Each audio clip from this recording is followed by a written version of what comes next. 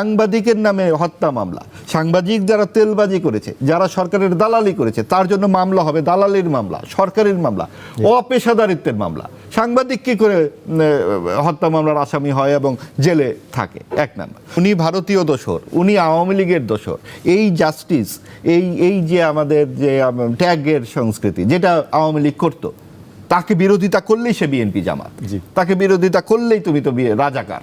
এই জায়গা থেকেই কিন্তু ছাত্রছাত্রীরা দাবি করেছিল 16 জুলাই তুমি কে আমি কে, রাজাকার রাজাকার। কে বলেছে স্বৈরাচার স্বৈরাচার। পরের দুটো লাইন এখন আর আমরা শুনি না। গণভোট আমরা জানি যে একটা যে সংস্কারের কথা আমরা বলছি, আসলে আপনারা সবাই যে সংস্কারের কথা বলছেন, তো এই গণভোটের মাধ্যমে আমরা কতটা এটা অর্জন করতে পারবো বা কিভাবে এটার সাফল্য আমরা নিয়ে আসতে পারি নতুন সরকারের কাছ থেকে? জি ধন্যবাদ। আপনি ঠিকই বলেছেন যে নতুন সরকারের কাছ থেকে, কারণ নতুন সরকারের কাছেই তো আমাদের প্রত্যাশাটা থাকবে। গণতান্ত্রিকভাবে নির্বাচিত যে সরকার, তাকে প্রথমেই মাথায় রাখতে হবে। এবং নিশ্চয়ই এই অভিজ্ঞতার মধ্য দিয়ে আমরা সবাই গেছি যে গণতন্ত্র ও বাক স্বাধীনতার যে দাবিতে 24-এর গণ অভ্যুত্থান, এবং সেখানে দল ও মত নির্বিশেষে সবাই সেখানে সম্পৃক্ত হয়েছিল এবং এই দুঃশাসনের বিরুদ্ধে। তো এইটা যেমন মনে রাখতে হবে, এবং সেই ক্ষেত্রে এই অন্তর্বর্তীকালীন সরকার যে অদক্ষতা এবং অকার্যকারিতা দেখিয়েছে, সেগুলোও এই নতুন সরকারকে মনে রাখতে হবে। যেই নতুন বিষয়গুলো আমাদের সামনে এসে দাঁড়ালো, যে মব সন্ত্রাস, আমরা যা আগে বাংলাদেশে এভাবে দেখিনি কখনো, যে উনি ভারতীয় দোসর, উনি আওয়ামী লীগের দোসর।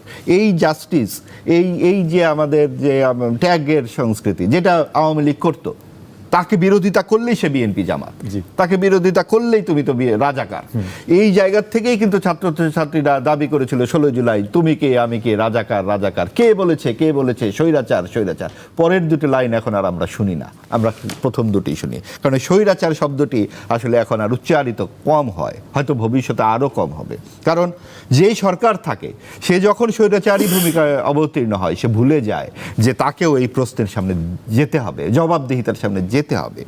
আপনি দেখুন যে আইনের শাসনের অনুপস্থিতি যেভাবে আমরা দেখেছি গত 18 মাসে, এবং চুজ অ্যান্ড পিক বিভিন্ন জায়গায়, কখনো এটা কার্যকর হয়েছে, কখনো নিষ্ক্রিয়তা, কখনো সক্রিয়তা।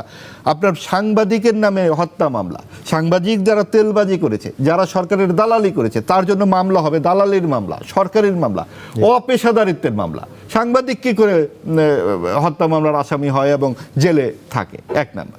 সে যেই অপরাধ করেছে সেই অপরাধের মামলা না করে আপনি কথা বলার জন্য সাংবাদিকদেরকে হেনস্থা কি এই আমলে হয়নি? আপনি দেখুন যে একটি সংবাদ মাধ্যমে 21 জনকে ধরে নিয়ে যাওয়া হয়েছে কদিন আগে।